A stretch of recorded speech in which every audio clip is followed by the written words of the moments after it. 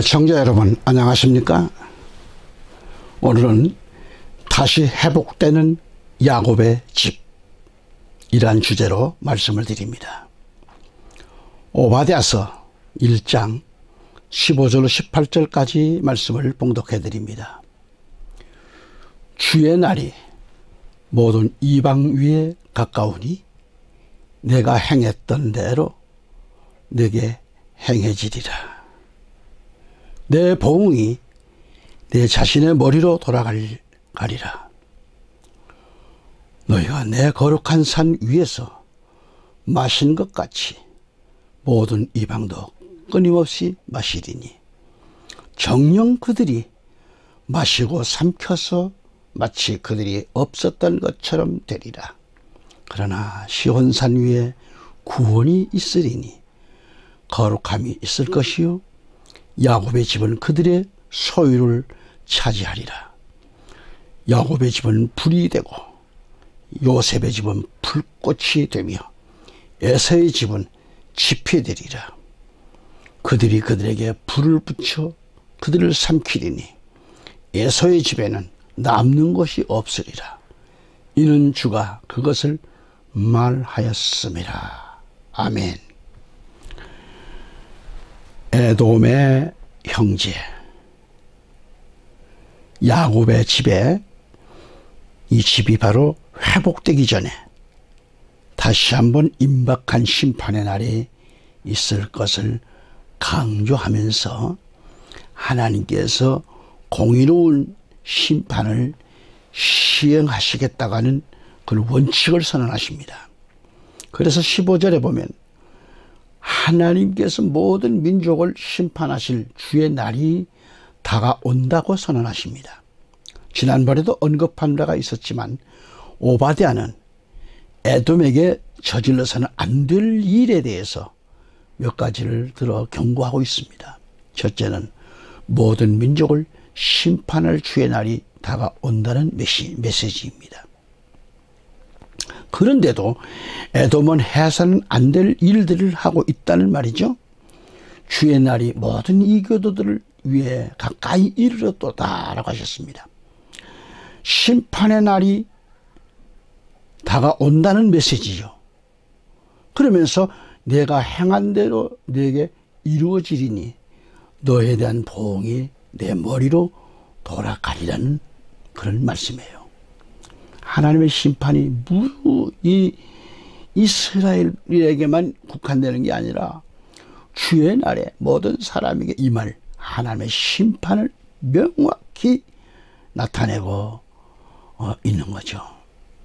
본문에 내가 행한 대로 내게 이루어지리니 하신 이 말씀은 에돔을 두고 한 말입니다. 그러면서 이 땅 모든 민족에게 다가올 하나님의 심판을 가리키고 있습니다. 그렇다면 에돔이 형제 야곱에게 무엇을 잘못했나요? 10절 다시 보면 내가 에돔을 두고 한 말이에요.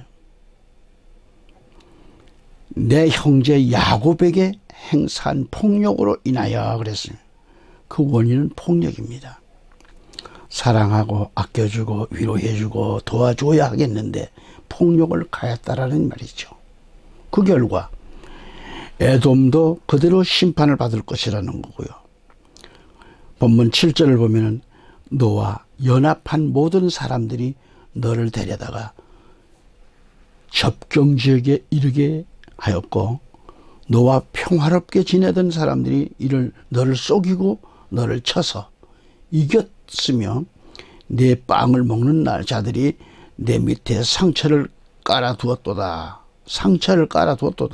그에게는 지각이 없도다 그랬습니다.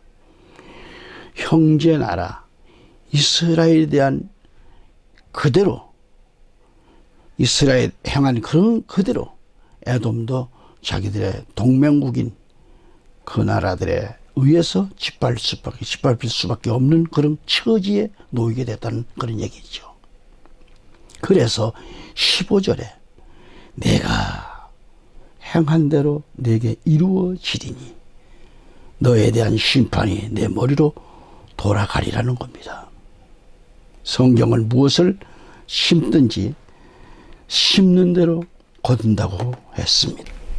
그래서 15절에 내가 행한 대로 내게 이루어지리니 너에 대한 심판이 내 머리로 돌아가리라는 거예요. 성경은 무엇을 심든지 심는 대로 거둔다고 했어요. 호세아서 8장 7절에 그들이 바람을 심었은즉 회오리 바람을 거두리라고 했고요. 갈라디아서 6장 7절에 가보면 사람이 무엇을 심든지 또한 그것을 거두리라는 거예요. 거두리라. 심는 대로 거둬요. 사랑을 심으면 사랑을 받는 거고, 자신이 다른 사람을 사랑하면 됩니다. 어린아이를 보고 한다고 하면 그 아이도 저도 사랑한다고 말합니다. 그리스도인은 존경받는 사람이 돼야 돼요. 다른 사람을 존경해 주면 그도 존경받는 거죠. 원리는 간단합니다. 자신이 실천하면 되는 거예요. 사랑도 존경도 실천이 없으면 사랑도 존경도 받지 못합니다. 없어요. 그리스도인으로서 존경받지 못하고 있다고 하면 신앙인으로서 먼저 다른 사람을 존경하지 않았다는 말이죠. 이제부터 사랑을 심어줘야 돼요. 존경하는 것을 심어야 돼요. 높은 산에 올라가서 야호 하고 외치면 저쪽에서도 야호 하고 화답을 합니다. 자신이 먼저 심으면 사랑도 받고 존경도 받는 것입니다.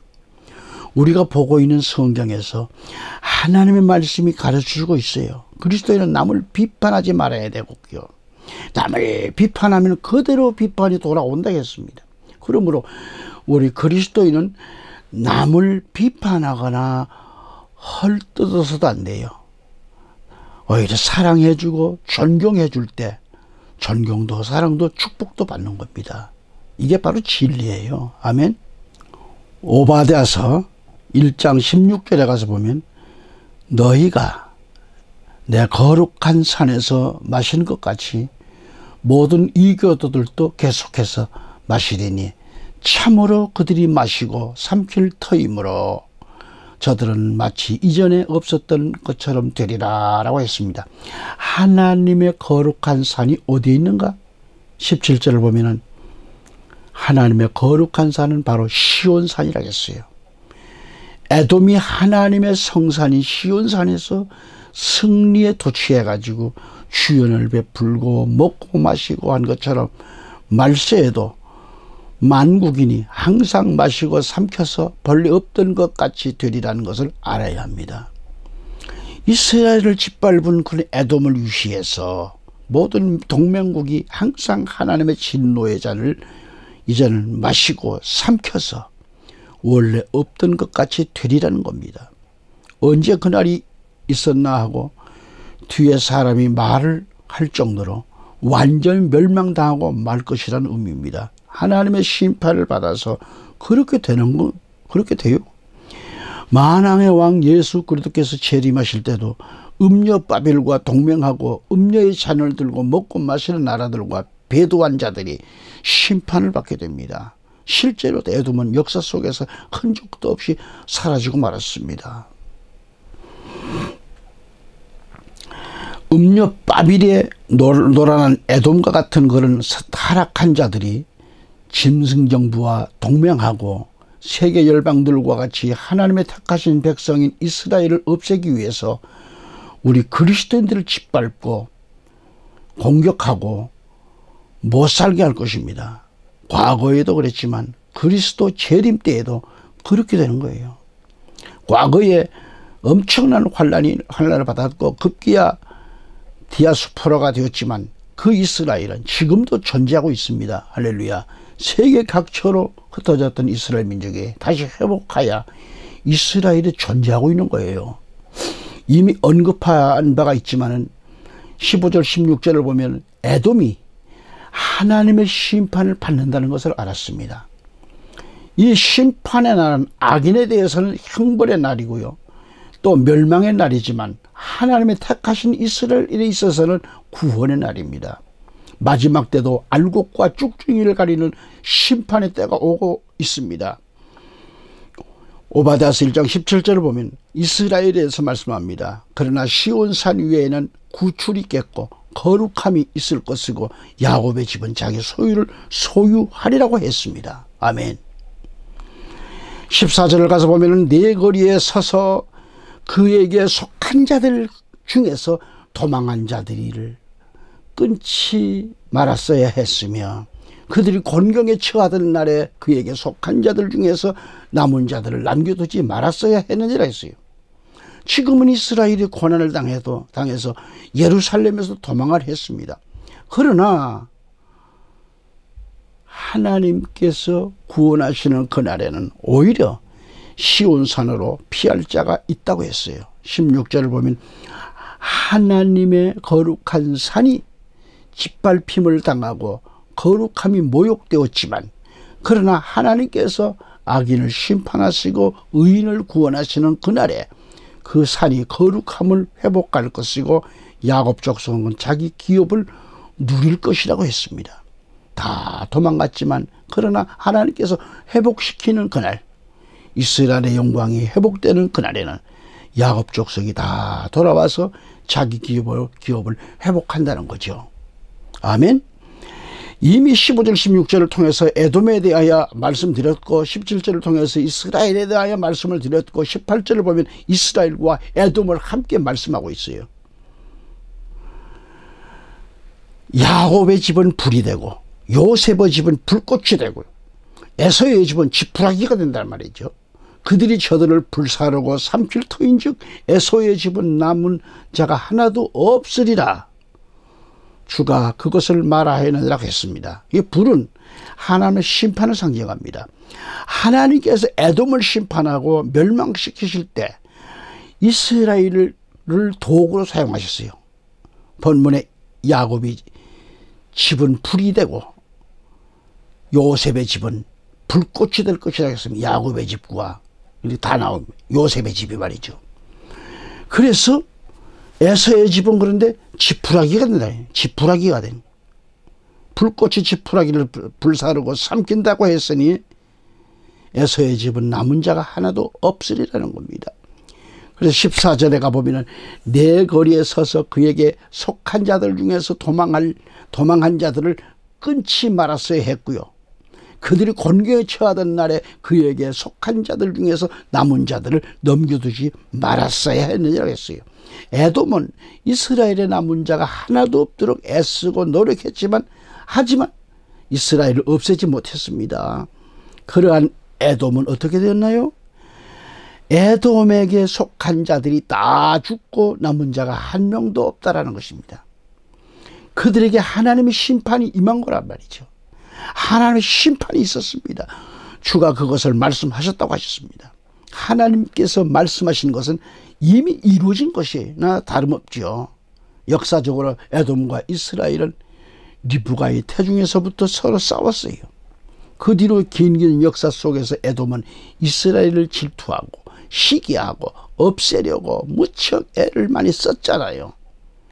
나중에 예수님 당시의 로마는 에돔과 이스라엘의 적대 관계를 잘 이용했습니다. 예수님 당시에 이스라엘의 왕이 누구인가? 헤롯입니다. 헤롯. 그래서 여기서 헤롯은 신약 성경을 보면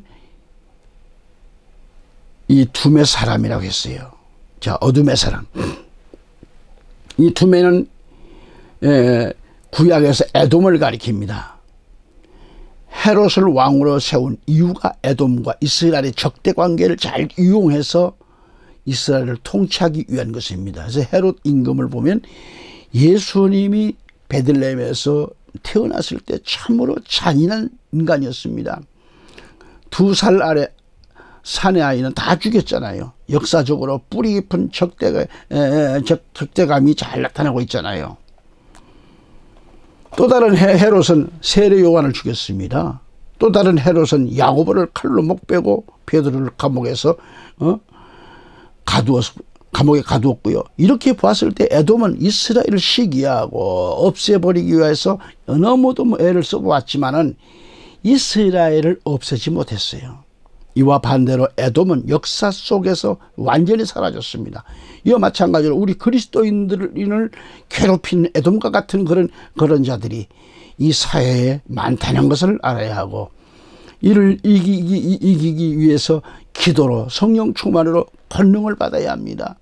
우리 하나님께서는 그리스도인들을 지키시고 돌보아 주시기 때문에 우리 그리스도인들은 거꾸로 띠을 당하지 않는다라고 했습니다. 아멘.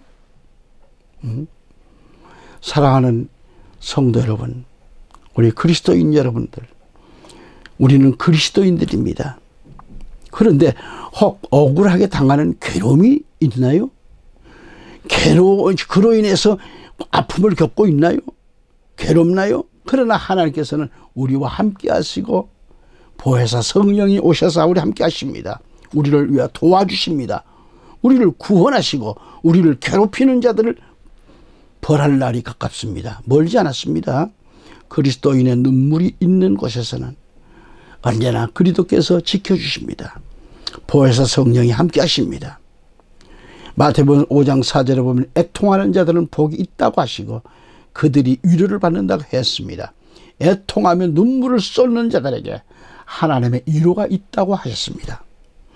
하나님께서 우리의 억울함을 신원해 주시고 우리를 찾아오실 그날이 멀지 않았습니다.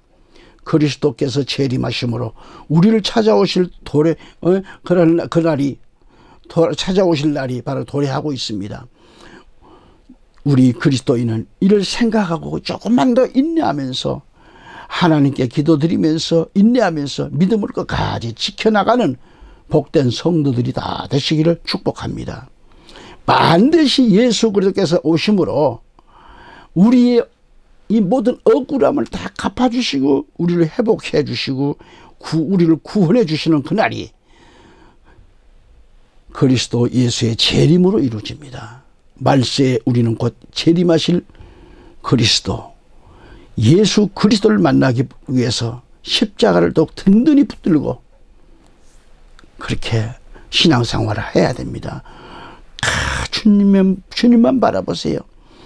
예수 그리스도께서 십자가를 지시기까지 끝까지 나를 사랑해 주신 것처럼 그리스도인들에게 있어서 어떠한 어려움이 있을지라도 일편단심 주 예수 그리스도만을 기다리며 사모하기를 그렇게 축복합니다. 다시 오실 만왕왕 예수 그리스도를 기다리는 그런 그리스도인은 믿음을 끝까지 지킨 자들이라고 했습니다. 여기 이긴 자들은 계시록 15장 2절로 3절의 말씀 나옵니다. 내가 보니 불로 뒤섞인 유리바닥 같은 것이 있고 유리바닥과 같은 것이 있어요. 그 짐승과 그의 형상과 그의 표와 그의 이름의 숫자에 대하여 이긴 자들이 하나님의 유리바닥 위에 섰더라 했어요. 하프를 가지고 지금 유리바닥 위에 섰는데 그들이 하나님의 종 모세의 노래와 어린 양의 노래를 부르며 말하기를 전능하신 주 하나님 주 행하신 일이 위대하고 놀라우니 성도들의 왕이여 주의 길은 어렵고도 진실하나이다라고 하프를 가지고 노래를 합니다. 할렐루야. 여기서 이긴 자들의 노래가 나오는데 모세의 노래와 어린 양의 노래는 따로 있는 게 아니라 모세의 노래가 곧 어린 양의 노래인 거예요. 이 노래는 일명 14만 4천 명이 시온산에서 배운 새 노래이고요. 이것은 순교자의 노래입니다. 계시록 14장 3절에 가보면 새 노래의 내용은 없지만 이곳에는 그 노래의 내용이 나타나요. 여기에는 전혀 인간의 공적인 티끌만치도 없지만 오직 하나님의 구원의 능력을 높인 것이 바로 특이라고 생각했습니다. 그래서 여기 나타난 노래는 모두 구약적인 것을 배경으로 하고 있고요. 이것은 구약과 신약의 교회의 일치로 보여주고 있는 겁니다. 아멘. 모세의 노래는 육적 이스라엘의 짐승의 피, 이 양의 피로 구원받고 이집트를 탈출, 홍해를 건넌 후에 불렀던 새노래 노래로서, 반면에 어린 양의 노래는 영적 이스라엘인 그리스도인들이 어린 양 예수 그리스도의 피로 구원을 받고 짐승의 수를 이긴 후 불이 섞인 유리바닥 위에서 부른 노래입니다.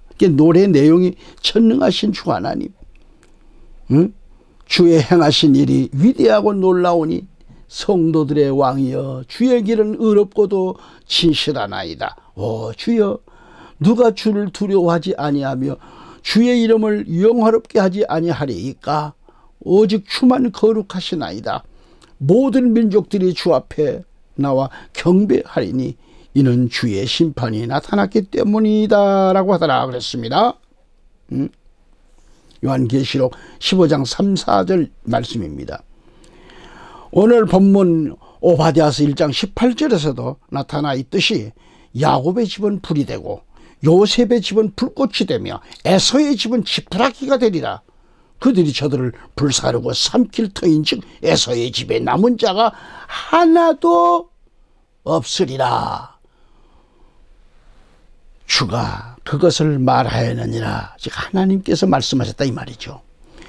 위에서도 언급해 드렸지만은 야곱의 집은 불이 되고 요셉의 집은 불꽃이 되리라고 하셨어요. 반면에 에서의 집은 지푸라기가 되리라.